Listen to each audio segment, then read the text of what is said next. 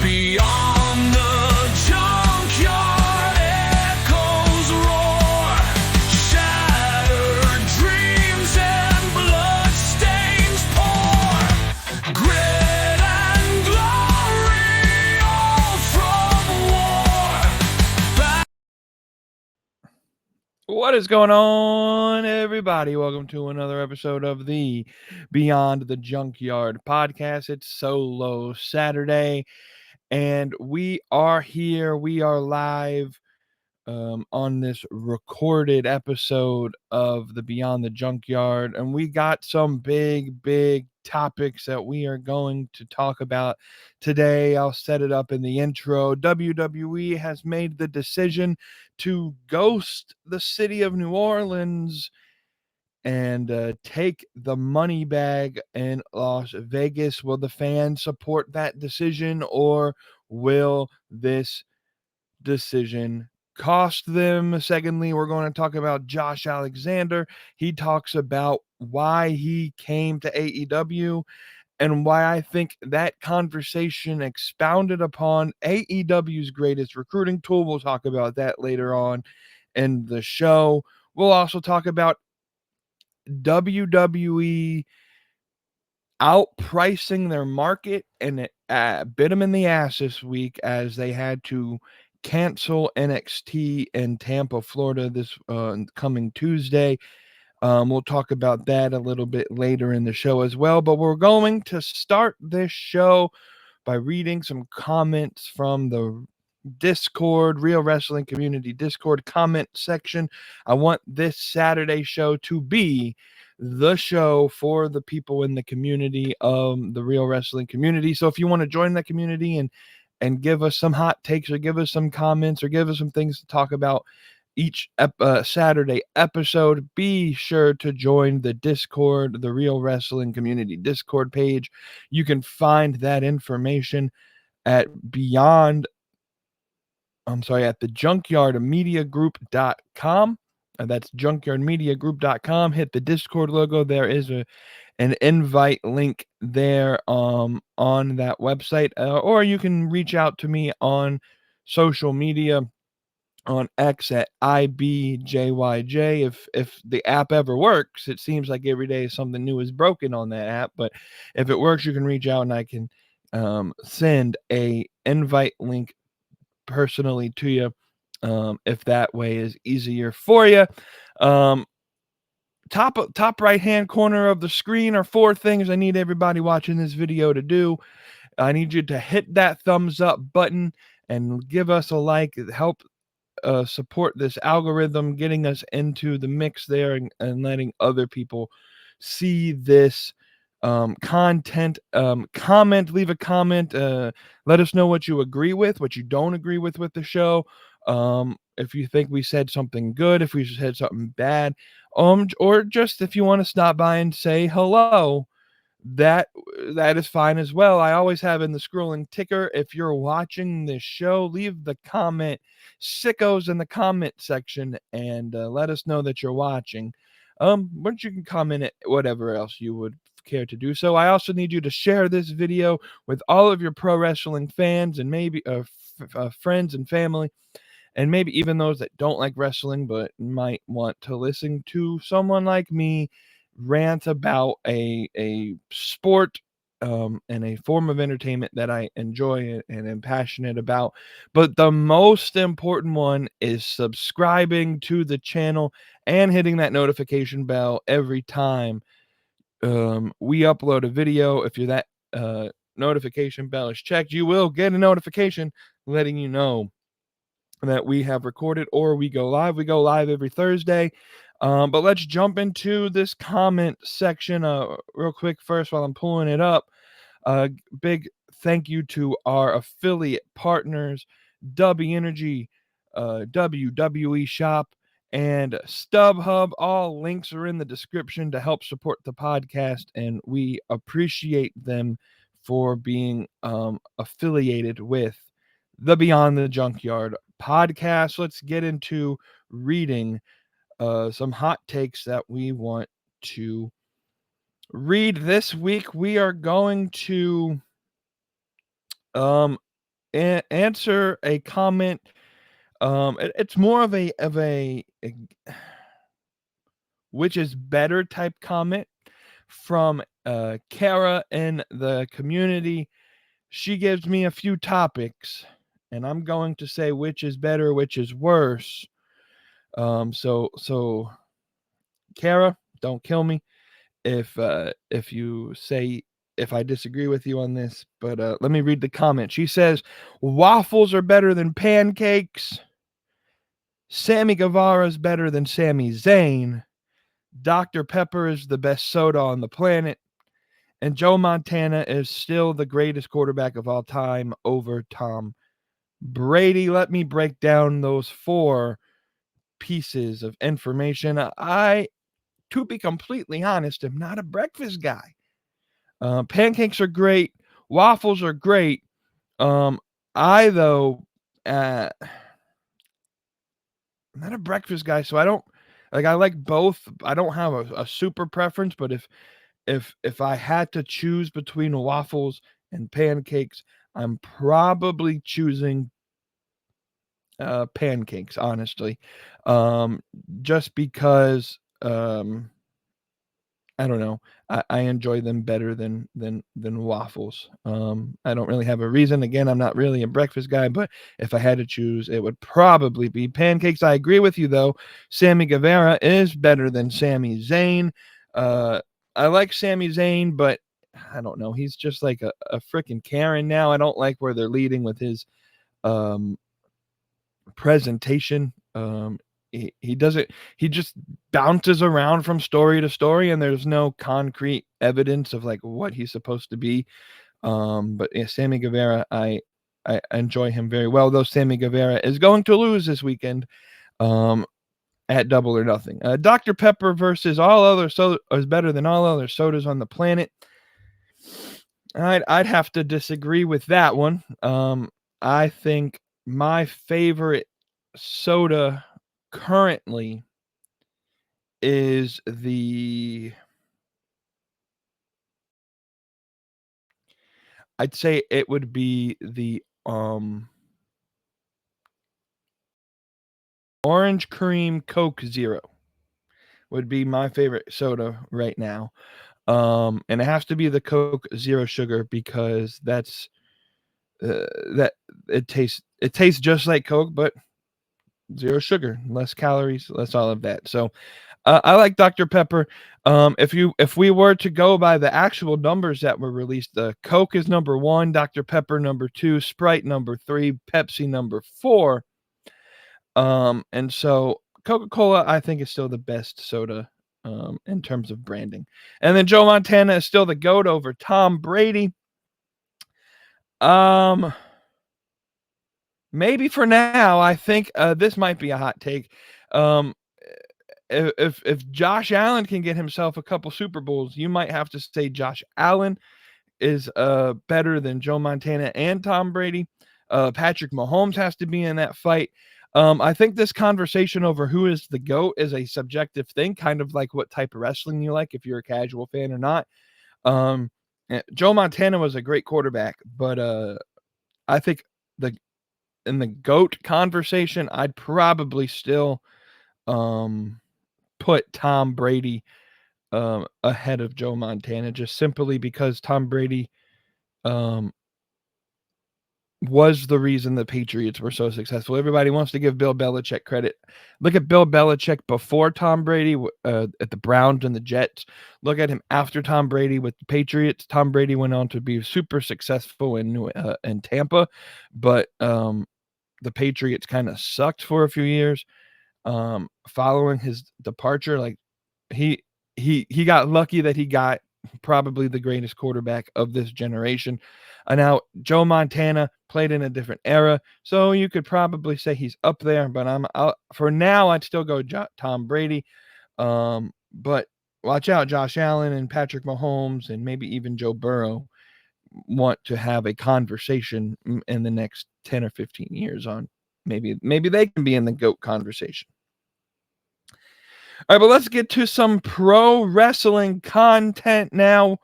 WrestleMania back in February was announced to be taking place in New Orleans, Louisiana.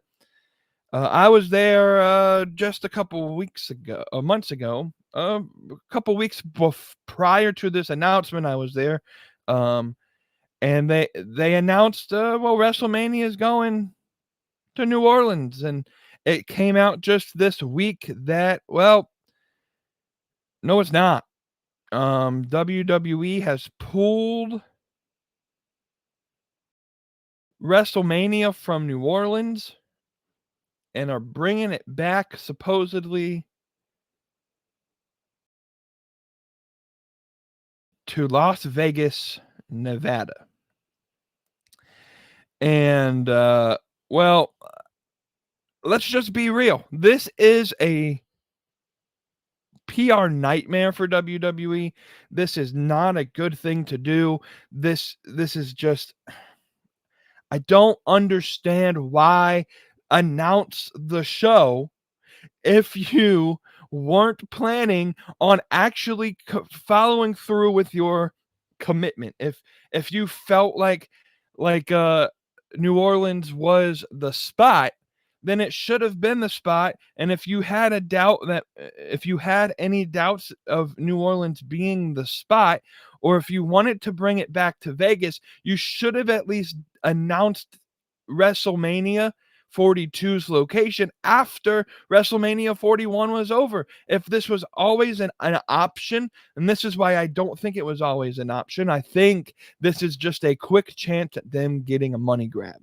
This wasn't like, well, Las Vegas was a contingency plan, and we wanted to see how WrestleMania 41 did before we committed, and it did really well, and so we swapped.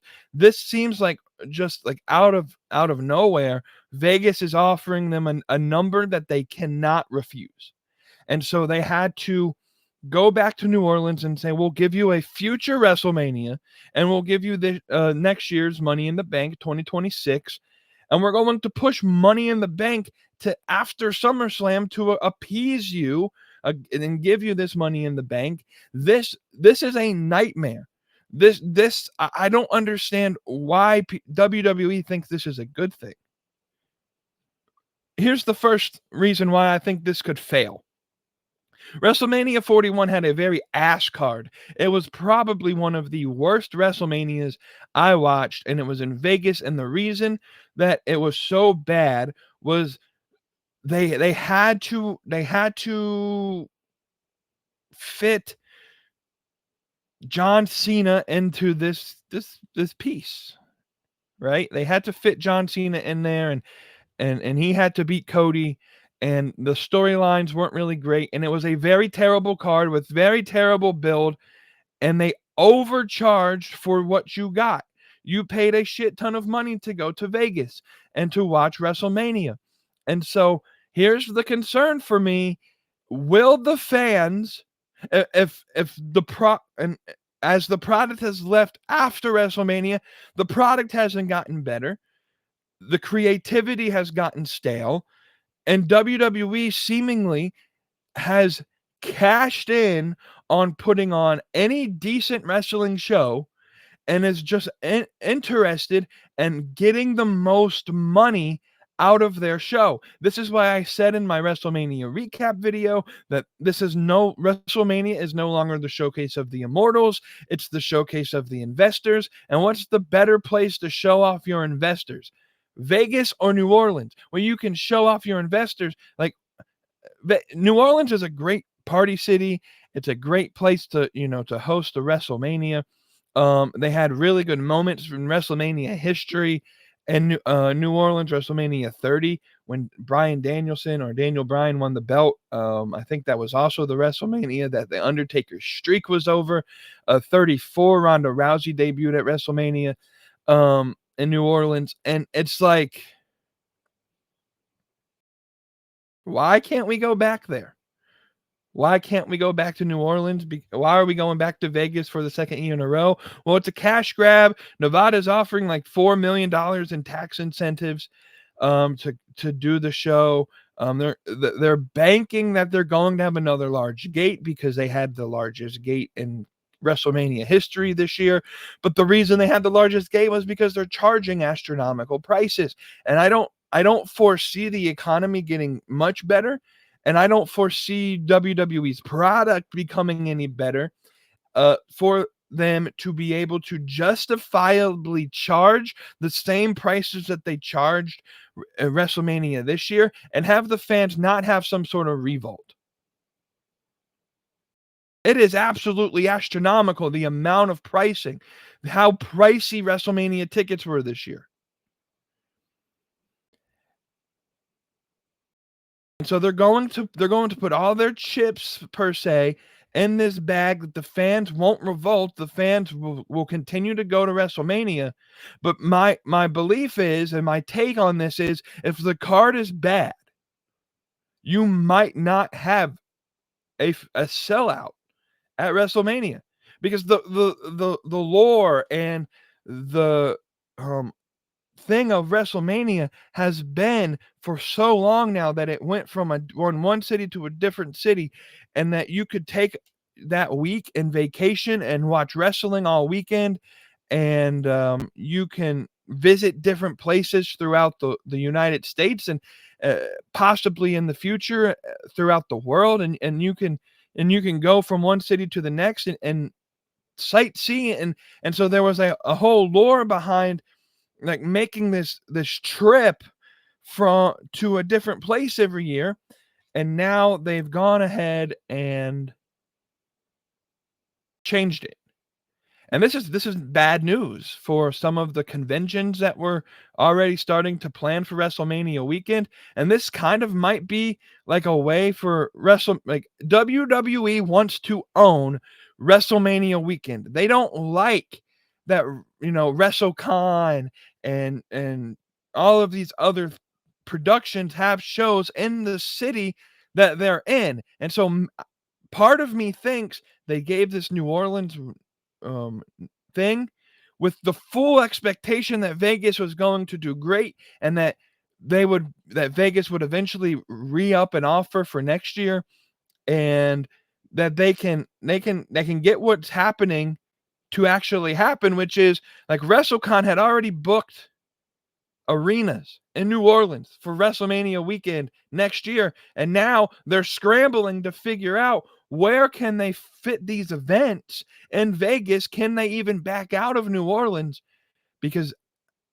And so what's the possibility WrestleCon isn't in Vegas next year, because WWE made this move at a very unfortunate time for them, because they're trying to monopolize the weekend. So like that's the point. Like a lot of fans go out and they watch all of this other wrestling, but WWE wants Vegas to be their place and their time for that weekend.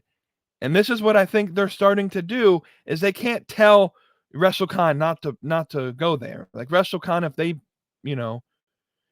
get the ability to find an arena or a place large enough to host their convention, WrestleMania weekend, WWE has no right to tell them that they can't host that convention there that weekend. But WWE can make it difficult for them, and this is kind of what they did, because now they got to have to back out of New Orleans, figure out all of that logistical stuff, and then now find the logistical piece to find venues within the time frame that WrestleMania is going to take place in Vegas, which is now difficult, because I'm sure Vegas is already planning for next year, and then all of these venues are planning for big events next year. WrestleMania was supposed to be the 11th and 12th in New Orleans. Now it's going to be the 18th and 19th, because the 11th and 12th there were there was a concerts already scheduled at Allegiant Stadium. So now WWE is moving WrestleMania back over. This is just a logistical nightmare on all pieces. And I don't know if the WWE fans are going to sit by and watch WWE just try and make more money off of them. WWE doesn't care about you, the fan. They care about your money. And so how do you stop WWE from doing this stuff? How do you stop WWE from doing this? Well, you stop watching the product. You stop buying tickets to the show. You start demanding that they respect you as a fan. You start hurting their business, because if they start losing money on these events, they'll have to change their direction. WWE feels like they have a free pass to do this because they're making a lot of money. So if we start not giving them our money, then they may start having to listen to their fan base. But what do you guys think? We're going to transition into the next topic, the move to Vegas. Like, it makes sense. Allegiant Stadium fits 65,000 fans. They can probably get 124,000 people through the 2-day weekend, whereas the Superdome, you probably wouldn't get as many people. You don't get the tax breaks. Like, it makes sense from a WWE perspective. They're taking a risk, though, by putting it in the same city and thinking that the fans are going to pay those astronomical prices. Because if the fans don't, then this is a waste of time. WWE is going to look like bad. Like, if they have a half-empty stadium, imagine. Like, the reality is people are going to go. I think WWE knows that. It's WrestleMania. In 6 months from now, when tickets become available, people aren't going to really still be that upset that New Orleans left. But, they left New Orleans and they kind of screwed over the city, and they screwed over WrestleCon, and they screwed over all of this stuff. 6 months from now, when tickets, ticket packages become available, they're still going to buy. But on the off chance that fans say, I went to WrestleMania last year in Vegas, why would I go again? Why would I spend $80,000 again to go back to Vegas when I saw what they gave us last year? They gave us an ass card with ass storytelling, and there's a good chance that they're going to do it again. But let's move on. We're going to talk about an AEW story here real quick. Josh Alexander had a interview with Shaquille Majori here recently, and it was discussed that why Josh Alexander joined AEW over staying in TNA or going to WWE. So Josh Alexander basically said that it was because of Tony Khan, and that Tony Khan seems like a guy who respects his employees, that takes care of his employees, that really cares about their employees. Josh Alexander said he felt like AEW was a place where you're valued as an asset and not just really another cog in the system, which is WWE. He goes on to actually say that NXT had offered him, WWE offered him a contract to join NXT at Stand and Deliver, and he would get a title opportunity, and he turned that down simply because he wanted to fit in a place where it feels like the boss cares about his employees, cares about their families, cares about their wants and their needs. This is what Josh Alexander had to say with Shaquille Majori. This is from Fightful.com's article. This is what they read. I read all the criticism and all the speculation on why I made my choice and stuff from the second I met Tony Khan during the COVID era in TNA. I got this impression that as a boss, he's somebody that actually cares for his employees. You're not just a number. You're not just an asset to the company. He actually cares about you. He continues by saying, that's something that means a great deal to me. And working for Scott D'Amore in TNA, I developed a relationship with him, and there's a lot of trust that goes into this stuff. So I wasn't comfortable working somewhere where I would be just an asset, something that you could just toss away in an instant and stuff like that. He could then continues by saying, I wanted somebody that was going to care about me and care about the fact that I have a family that I'm feeding and that I do have such a passion for this. And I hope we share that passion and stuff like that. It's that this locker room is full of people that I've known and worked with over the past 20 years and I've developed relationships with, and it's because there's people like Edge, Chris Jericho, Kenny Omega in this company that I've never wrestled, that I've dreamed of wrestling for decades. So that all made it very easy for me to make my decision. He turned down an opportunity to compete in a championship match at NXT Stand and Deliver. And so here's the thing. Josh Alexander is saying, I chose AEW not necessarily because they were going to necessarily book me better, or it may not even have been that they gave him more money. In fact, NXT was willing to give him a championship shot very early into his tenure, like they do with all people that they bring in that either worked for AEW or trying to be signed by AEW. They tout championship gold in their face. But he turned it down simply for one thing, and I think this thing is the thing that can be the competitive advantage for AEW, and that is their culture.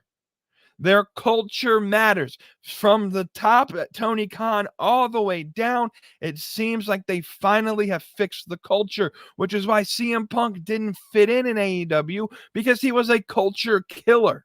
He was a disease on the culture to AEW, which is why I'm happy he is longing far away from AEW and will not be coming back to AEW in the near future, hopefully. Culture killers have been proven to be terrible pieces in AEW because they care so much about culture. Where WWE, again, just sees you as a cog in the machine. You're here to do this at this time and saying this, and it's just part of a robotic system to produce the bland content that WWE puts out. AEW has culture. They allow their people to kind of have some creative freedom in what they say in their scripts. While generally Tony Khan has to approve kind of the general consensus of the promo, what you say out in the ring, you're free to have some creative freedom in the ring with what you're going to say. That's not allowed in WWE. And so this is the creative advantage. You see Swerve Strickland blossoming in this system where he has this creative freedom.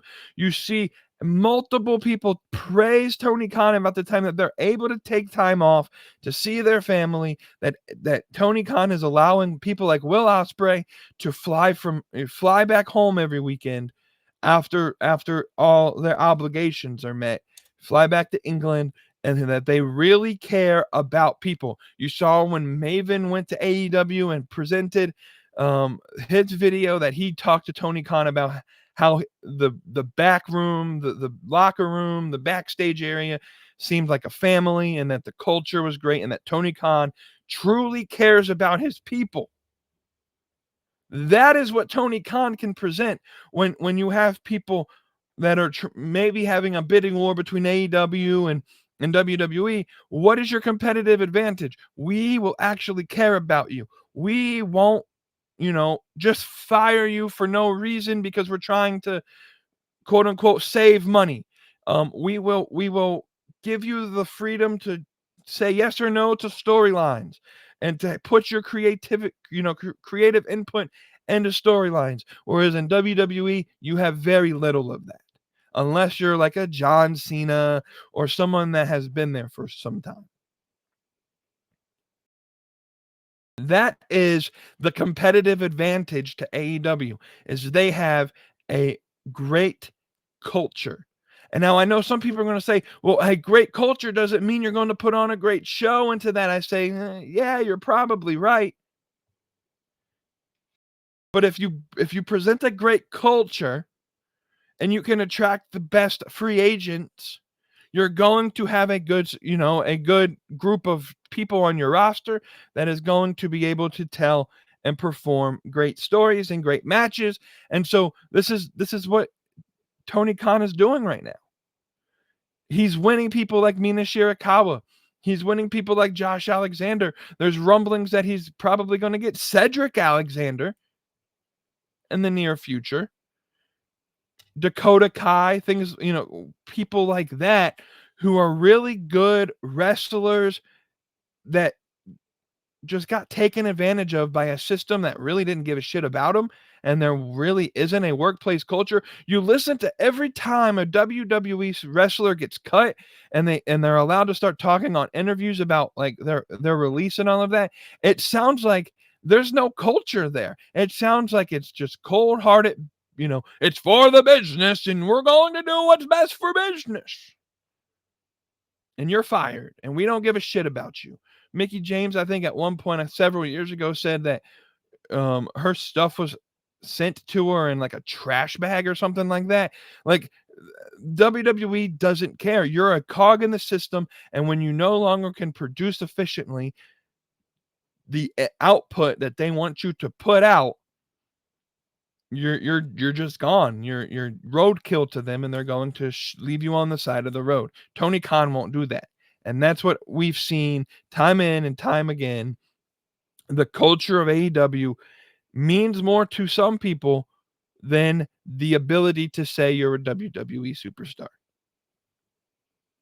And I think that's the greatest competitive advantage that AEW has, is that they are able to say we have a great culture.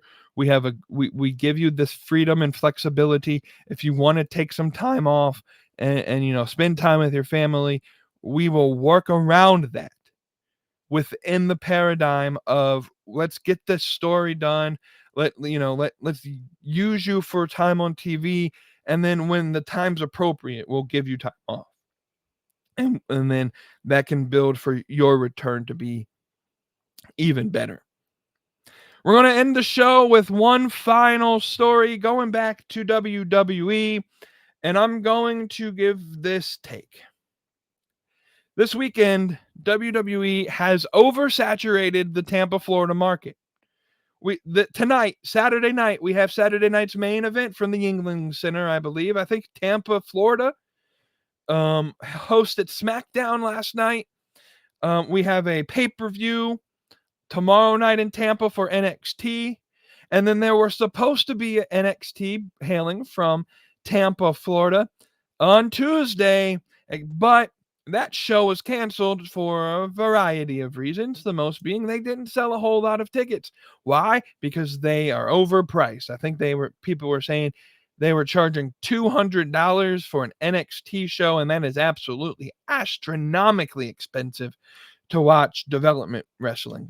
Even though it's some of the really, the best wrestlers on the roster, WWE roster, maybe on NXT, it's still developmental, and that's a high price to pay to watch, especially if you were in the area and you went to SmackDown and you're going to Saturday night's main event and you're going to Battleground tomorrow night, and now they want you to put out another $200 to go to an NXT show. They're oversaturating the market, and they did this because they want it to go up against Double or Nothing. Let's just be honest. They're trying to they're trying to go head to head against AEW to try and ruin the pay-per-view for Double or Nothing, and they've oversaturated the weekend with really high ticket prices.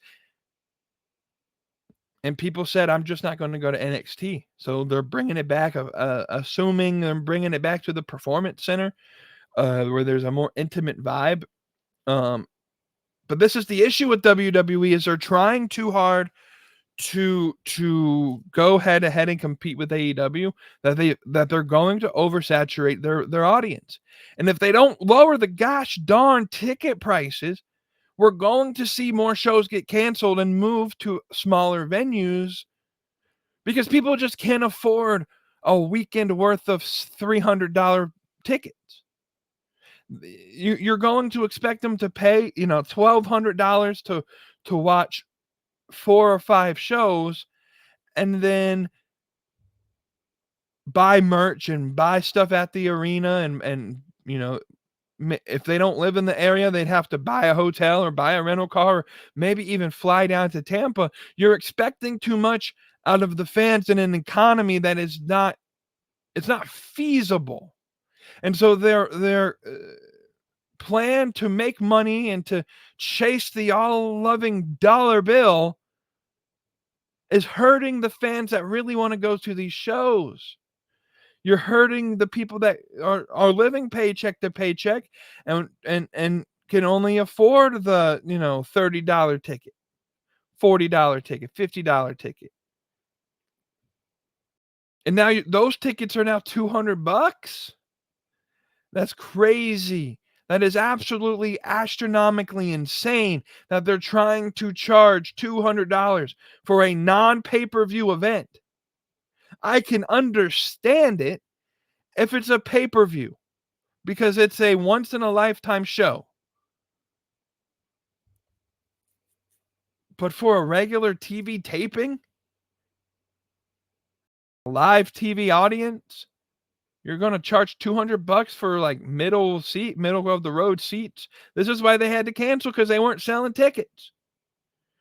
But I just bring it back to February when AEW hosted Collision in Australia for Grand Slam, and everyone was, AEW thought they could sell 65,000 seats and they had to move to a smaller arena, and they had to cancel and they had to give refunds and they couldn't sell tickets. Well, WWE's doing the same. They overpriced their market. I complained when AEW was charging $500 for tickets for Adelaide Arena or wherever it was supposed to be originally. I complained about that. Go back to that time period. Because I was thinking, like, I could probably take vacation. Be cool to go to Australia. Check the ticket price. It'd be cool to go to Australia, but not for that price. I talked about it. Go back to the beginning of the year on the shows, and I talked about it. You wrestling fans are not going to overspend to watch a product that they can watch for free at home. They're just not going to. Or for $9 a month on Max, or $7 a month on Peacock, or they can watch on the CW for literally free cable. You just got to buy the antenna and you can get CW. Or you can download the CW app. You can download the TNT app. Like, the wrestling business as a whole has to understand fans are not going to overspend on tickets for a product that they can watch at home for little to no cost. You have to give them an incentive to go to the show, and high ticket prices is not an incentive. And so it's going both ways. But I like to see these NXT fans are super quiet about this, because they were the ones super loud when Brisbane, Australia, you know, we had to change arenas for Grand Slam. They were really loud about that. They're really quiet. They're really quiet about NXT. This is that tribalism that I think is wild. Call it out on both sides. But there's two reasons for this. An oversaturated of content for the weekend. You have 4 shows within a 3 or 4 or 5 day span. That's a lot of wrestling in an area. It's a lot of wrestling in an area. You've oversaturated that market with high ticket prices, and they've seen why they've had to cancel NXT event. But yeah, we have a lot of wrestling this weekend, guys. Like I'm talking about, we have Saturday night's main event tonight. I think we have Battleground tomorrow night, Double or Nothing tomorrow night. So let me know in the comments what you're planning on watching this weekend. If any, like I said, top right corner, the 4 things I need you to do: like, comment, share, and subscribe. Hit that notification bell. If you're listening to this on the audio platform, Spotify or Apple Podcasts or any of the other audio platforms that you're listening to this on. Subscribe, leave a comment, leave a 5-star review. That'll help push them and their algorithms as well. I got to thank the affiliate partners again. That's W Energy. If you go to w.gg and use code Beyond the Yard at checkout, you can get 10% off your order. That's w.gg. Use code Beyond the Yard for 10% off your order. Check out WWE Shop. The link in the description box below, and you can snag that WWE merch. And we got to thank our friends at StubHub. Again, the link in the description.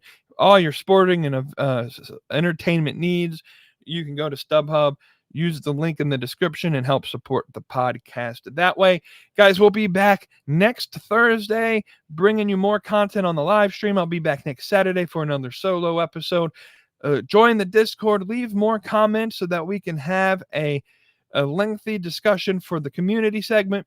And I'll be back next week with some more wrestling talking points for the weekend show as well. Like, comment, subscribe, share, do all of that for me. I'm Junkyard James. This is another episode of the Beyond the Junkyard podcast. I'm going solo today, so I'll say the final words. It's a big weekend. Get you some of that sauce. And stay saucy all weekend long. Have a good Memorial Day weekend. We'll see you next Thursday on the live stream. Have a good one. Beyond the